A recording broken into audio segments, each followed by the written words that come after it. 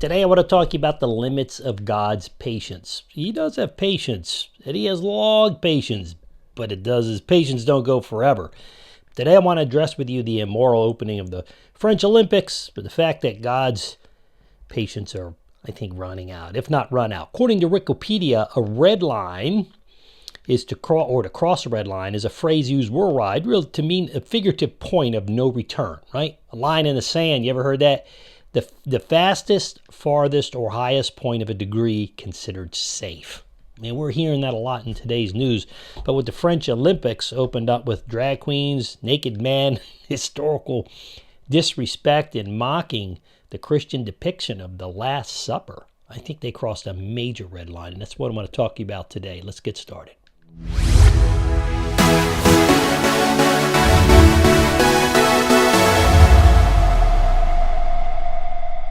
Hey everybody, welcome back to Reason for Truth. I'm your host, Stephen Garofalo. You know, here the truth always comes first, and we back it up with the reasons, but we're always and constantly learning because there's so much data in our data-driven world. We're not constantly learning. We're not teaching, or at least teaching well, teaching accurately, and teaching truthful. And you got to be careful about the sources that you put into your mind, because what goes into your mind goes into your heart, and it comes back out in your actions and your words.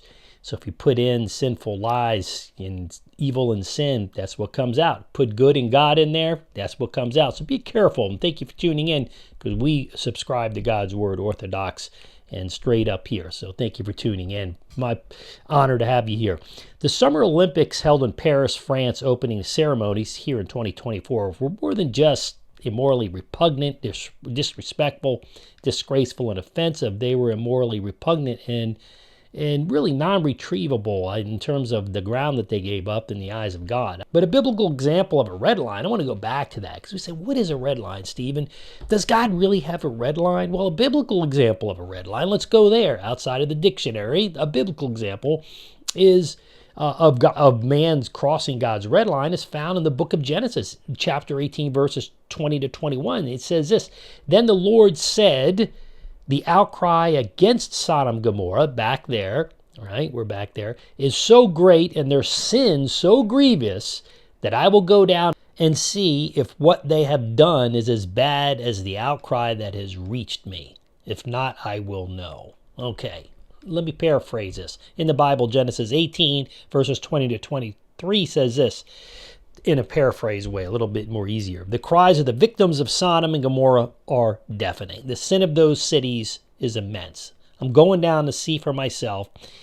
And if what they're doing is as bad as it sounds, well, I think that's where you cross the red line, folks." The language here is very similar to how God used to Cain in Genesis 4:10. "Your brother's blood cries out to me from the ground." I think we get to a sinful position where it gets so bad that the sin itself cries out. In other words, God, more specifically speaking, when sin gets that loud and that potent and it crosses that line, God can no longer. It just gets to the point where he must, according to his all good and all just nature, respond. And he does. Trust me. We haven't seen anything yet. Isaiah's response to the 2024 Olympics, what would that be in the opening ceremony? Well, let's pick up in verse 21. "How the faithful city has become a whore, she who was full of justice, righteousness lodged in her, but now murderers." That's France. That's what France used to be and then what France is today, right? Or at least those opening ceremony. We often escape the discipline we are due because God's kindness, his patience. Nevertheless, we walk on thin ice when we act badly for a prolonged period of time. And we presume upon God's kindness and his patience. And the bottom line is that God's patience eventually will run out. And listen, I want to say, listen, at this opening ceremony, I think, again, it crossed that line. And when it does, you see Romans 2, verses 4 to 5, and 2 Peter 3, 8 to 10 kick in, okay? The opening Olympic ceremony, in my opinion, was demonic. It's period. The opening of the Olympics in France was demonic. I'll say it again. It was not an attack on Christians as much as it was an attack on God himself. And we know that such things actions always end with evil getting put down. But it's usually messy when that happens. I strongly say that the satanic show at the opening of the Paris show was nothing short of Sodom and Gomorrah in our modern age. That's a pretty strong statement. You know, I don't see this going unanswered by God. You know, God's going to respond. He does so he's slow to anger, but he's supernatural. Only he is supernatural. And when he speaks and acts, the world will know without a doubt who is on the throne. And the organizers of the Paris Olympics, while they gave this false apology, it's amazing how these people do the same thing. Oh, so we didn't listen to what they said. I should have quoted it. But they're like, well, if we've offended anybody, we didn't mean to do so. That's kind of their apology. They didn't say what they did was wrong. If you notice that, they never said what they did, the organizer, was wrong. They won't even, that they offended billions, not millions, billions of people. The segment on July 26 copied the biblical scene that we saw, Jesus Christ and the 12 apostles sharing the last meals, and I'll explain it to you, with crucifixion. But it included drag queens, transgender individual, and a nude singer. Why? Why can't, if you wanted to do that, why did you have to depict the Last Supper? Why can't you just depict it on yourself? Because that's sinful and evil. Anybody knows anything about evil? Evil's a lack of something. So if you didn't have something good to take away from or try to take away from, then evil, you can't have pure evil because it's nothingness. So that's why they had to do that. If they just got up and did their show, people would look at them and go, what's the point? And I saw a video looking at the last Summer Olympics versus this, and last Summer Olympics was beautiful. They opened with ballet, and it was very classy, very done, great taste. So why this?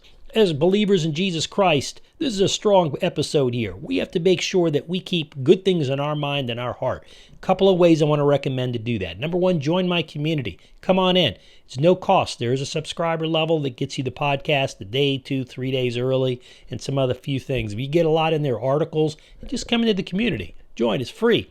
StephenGarofalo.com. I'll put a link down below, StephenGarofalo.com. It's on the screen as well.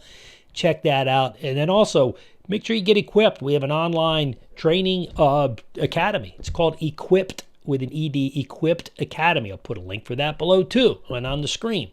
Take some courses. You can learn everything from apologetics to really using your faith in the marketplace. You want to check that out. And before you go, make sure you do one last thing. Bam!